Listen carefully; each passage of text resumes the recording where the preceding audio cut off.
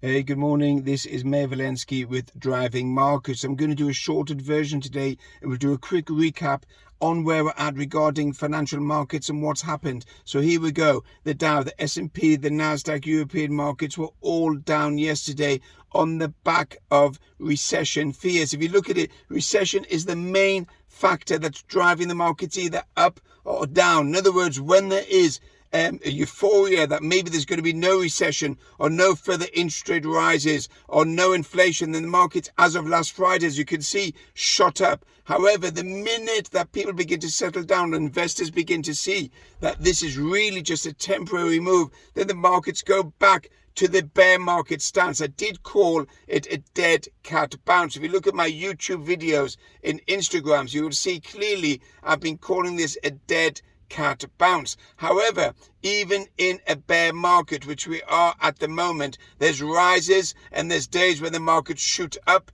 and they confuse investors, because confused investors then think they're going to lose out, they're going to miss out on the markets, have this FOMO, this fear of missing out. So they go long and they start buying into the market and they get pulled in by the bear trap. However, those investors who are generally older, like myself, 184 years old, and have been through recessions and bear markets, then you can see that often this bear trap is just to pull in the naive investor, or that investor who's worried about missing out on the bounce, and then they spit him out. And what happens is the investor ends up buying stocks or getting into an asset at a higher price, and then he starts to worry, oh no, I've got it in the wrong price, what do I do now?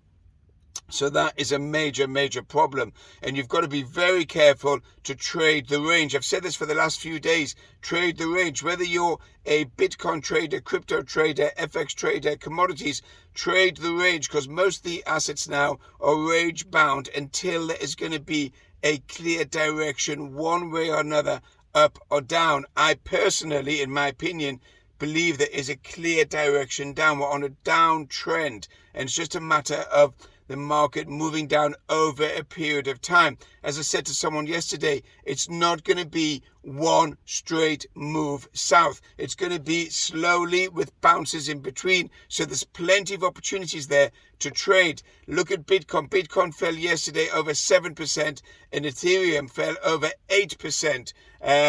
Now, the Bitcoin top end is running about the 21,700 and the lower end at about 17,500. So you've got plenty of meat on the bone there within the range to trade it, and that's what you should be doing. As it happens, overnight markets on Bitcoin for some reason have gone up over $1,000, and I haven't looked into that yet, but I will look into that further to see what's driving Bitcoin up this morning, where Wall Street and the futures on the Nasdaq, S&P, European markets are all showing 1 to 1.5% falls. That is unusual that Bitcoin is up when the equity markets or the futures are actually down. The other thing to look at is oil.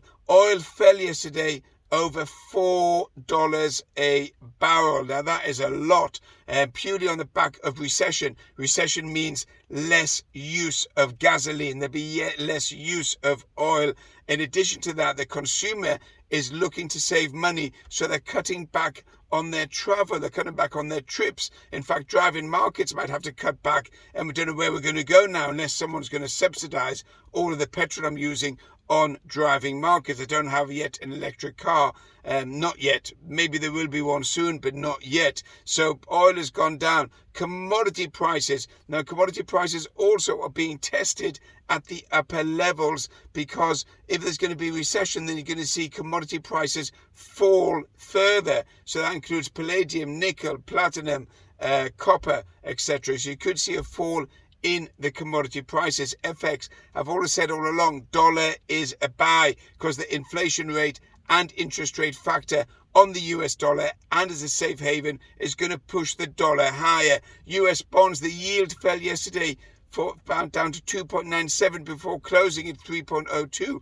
Why? Because investors are running for safety. They're going to buy the US treasuries, US bonds. Therefore, that is a safe haven, and investors are looking to protect their money. So they're buying the bond and the yield is falling, and you can expect further yield falls if the fear of recession really bites in. The last factor is Joe Biden. Joe Biden told all the petrol companies in the States to lower their prices. I think Joe Biden is so out of touch, he really needs to go to bed, have a sleep, and go to an old age home. The petrol companies, the petrol stations cannot lower their prices because their margin is already fixed. At whether the market's up or down, it's irrelevant. They have a tiny fixed margin. It's not the petrol stations. It's Joe Biden's attack on the oil industry that's partly to play in sending the prices higher. He blames Putin, but it's really Joe Biden. This is Mayor Walensky with Driving Markets.